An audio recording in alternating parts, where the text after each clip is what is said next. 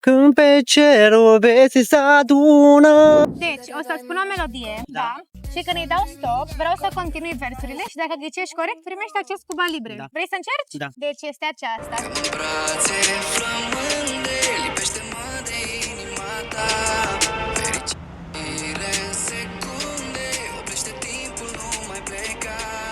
Și Când pe cerul vieții se adună, oh, când noaptea se visează, când pe cer se adună.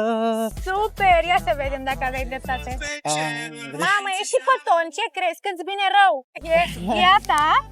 Mulțumesc mult! Și eu din melodia asta, eu am înțeles din strofele 300 și Andra, am înțeles o amintire, adică cu prietena, cu un prieten, fost colegi, deci am înțeles din melodia asta și dragostea. Îi mulțumesc lui Andra. Îți mulțumim, Andra! Hai să te arăt ce e aici, da? Da. E un Cuba Libre care ți-l faci singur acasă. Da. Îți iei un pahar, îți pui puțină gheață și aici avem o sticlă de Bacardi, o cola, niște Haribo, niște lămâi uscate Da. și o să fie top. De-abia aștept să încerci. Mulțumesc tare Sper mult să-ți din suflet, placă și eu din îți mulțumesc sănătate. mult.